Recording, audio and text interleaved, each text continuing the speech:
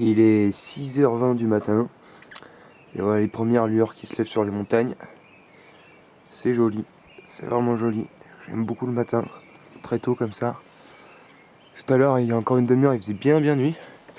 Et là, ça commence à se lever, donc c'est cool. Bon, ça doit faire 1 heure qu'on est parti, ou du moins 3/4 d'heure. Et on n'a pas tellement bougé d'endroit, parce qu'on s'est perdu. Ah merde, putain. On s'est... Alors les gars, c'est cool parce qu'on a réussi à mettre ces putains de crampons là, où j'ai mis 1 heure pour comprendre comment ça marchait. Et mais le problème c'est que depuis tout à l'heure on tourne en rond. Les amis, je crois que je viens de comprendre. Vous voyez ce gros pic là, en fait il faut le contourner. Donc c'est ce qu'on va faire. Mais il faut vraiment qu'on se grouille parce que là on a perdu beaucoup de temps à chercher le chemin.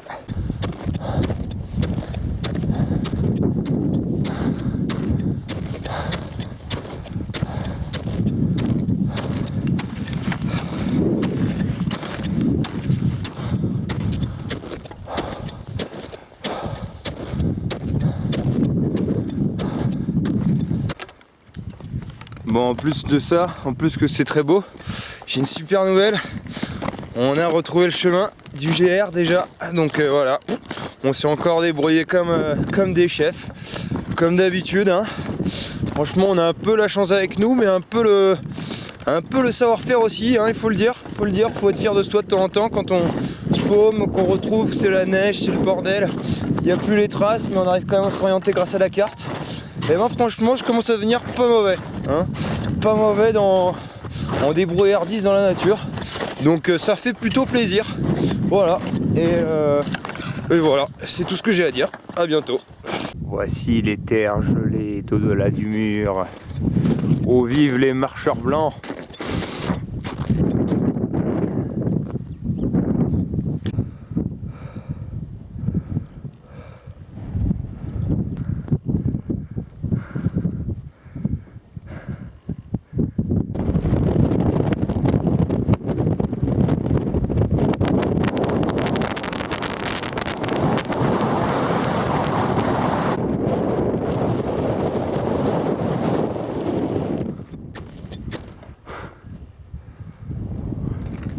On est sur le toit du monde les amis.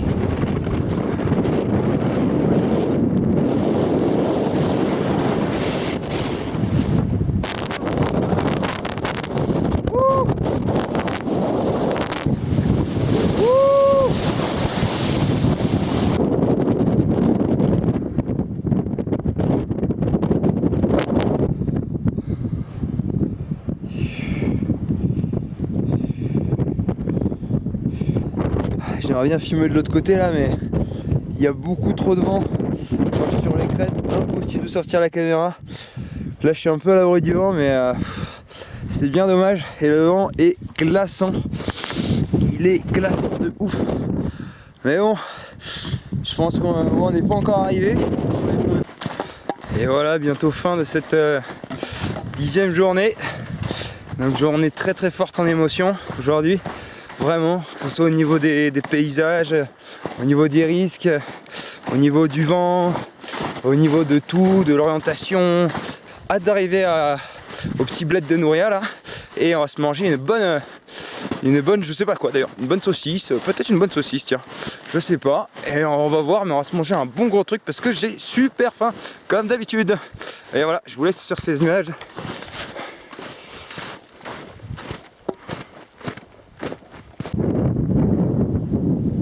Joli, non? On dirait Poudlard version catalan. Ouais, je viens de voir sur la caméra, là j'ai bien cramos de la gueule, hein. Putain. On est en haute montagne, là j'aurais dû me mettre de la crème. Hein. Enfin bref. Donc voilà, fin de cette 10e journée, qui était clairement la plus intense de toutes. Là, quand là, on était ce matin là sur la crête des montagnes, c'était quand même assez fou, quoi. Avec ce vent et tout, enfin, ces paysages complètement hors du commun. Tout seul, j'avais la montagne pour moi tout seul, quoi. C'était hyper fort. Émotionnellement, c'était vraiment très fort, quoi. J'ai fait la pire fin de rando qu'on puisse imaginer. C'est-à-dire que j'avais trop faim quand donc une fois arrivé à Nouria, j'ai voulu chercher un endroit où manger. Donc déjà personne m'a trop dit, on me dit ah va par là, à Bajo, et tout, ok.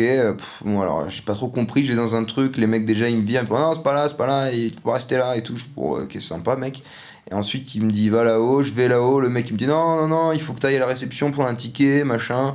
Bon alors je suis avec mon gros sac, j'en peux plus en plus, je vais à la réception, je veux prendre le ticket, je reviens, je lui montre le ticket.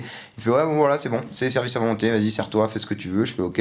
Je m'avance un peu dans la salle pour poser mon sac parce que j'ai trop envie de poser mon gros sac, il me rattrape et tout, fait ah, qu'est-ce que tu fais et tout, il faut d'abord prendre le plat et je sais pas quoi, je fais oh ça va. Oh. Et je veux juste poser mon gros sac, j'essaie de lui expliquer en anglais, en français, en pseudo-espagnol. Et le mec il comprend pas très bien, il me fait bah tu sais quoi, mets ton sac derrière la table, là cache-le et tout, alors comme si j'étais un paria, tu vois. Enfin bref, du coup, sale type, genre sale ambiance, genre gros complexe hôtelier avec des milliers de personnes dedans, des milliers de touristes qui sont là, qui méritent même pas la montagne, quoi, qui sont là, je sais pas ce qu'ils font là d'ailleurs. Bref, et puis je suis arrivé dans ce truc-là, il y avait 100 personnes, ça jactait de partout, ça...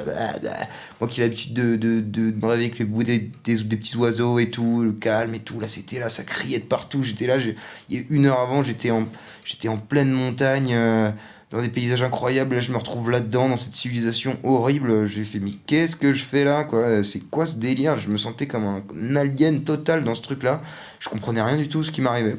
Et ça m'a dégoûté, ça m'a mis un gros coup de blues, ça m'a dégoûté de la société de consommation, du mode de fonctionnement du truc, quoi. Tout était hyper froid, les serveurs étaient hyper froids, dès que t'as fini ton truc, ils viennent direct, ils ramassent, ils viennent te prendre ton assiette et tout de suite, parce qu'il faut bien faire son travail et tout, ils sont là, ils sont tous tirés à quatre épingles, parce que c'est un hôtel 3 étoiles quand même, donc... Mais je me suis par contre vengé, vu que c'était buffet à volonté, je me suis vengé, mais j'ai pris...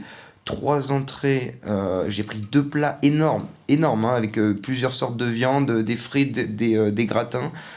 Ensuite, j'ai pris des desserts. J'ai tellement mangé que à la fin, j'avais mal au ventre, mais de ouf. Je pouvais plus, j'arrivais même plus à traîner mon sac dehors. Donc, après, je me suis écroulé au soleil pendant 2 heures. J'ai dormi tellement que j'en pouvais plus, je pouvais plus bouger. Voilà, j'étais raide mort, mais raide. Pire que quand j'avais fait 33 km. Mais pire, j'étais mais défoncé total. Là, on arrive dans le monde des humains, mais horrible, quoi. Horrible. Enfin, humain déshumanisé, quoi. C'est horrible. Il y a un individualisme, mais hyper marqué, quoi. Tu le sens direct quand t'arrives, c'est ouf. Même les clients, que ce soit les clients ou les serveurs, ou tout le monde, chacun pour sa gueule, fait son truc, personne se regarde, personne se rappelle. C'est hyper froid, oh là là, c'est atroce. C'est atroce, donc bref. Donc ça me fait chier de leur donner de l'argent, mais bon. Mais bon, je suis bien au chaud, donc je suis quand même bien content.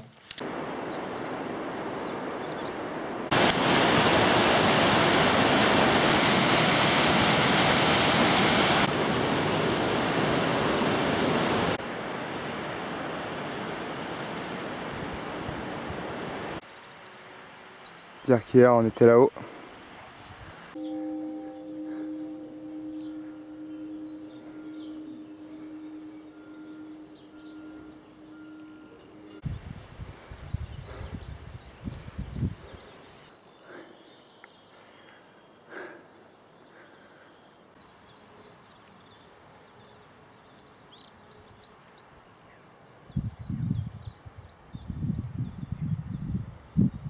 C'est un calme absolu, ça fait le plus grand bien. Vous pouvez même pas savoir à quel point ça fait du bien.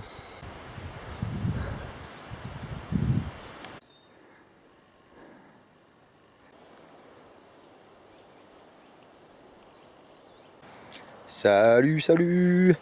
Alors voilà, on a fini la journée depuis déjà 2 heures au moins. C'est super cool. J'ai été trop en forme aujourd'hui, je sais pas ce que j'avais. L'étape était super douce et super belle à la fois. Je me sentais complètement en osmose avec la nature et tout. C'était vraiment le pied. J'ai même pas souffert du tout aujourd'hui. Truc de ouf. Je suis rentré dans une phase même méditative et tout, avec mon rythme et tout qui était toujours le même, avec les oiseaux, les arbres. Je suis rentré vraiment dans une espèce de transe. C'était très étrange, mais très apaisant comme sentiment, où je ressentais tout le vivant en fait. Tout le vivant, que ce soit l'arbre, l'oiseau, la biche. j'ai l'impression d'un peu de sentir cette espèce de grand tout, quoi, dont je fais partie. Et j'étais complètement en osmose avec tout ce qui m'entoure.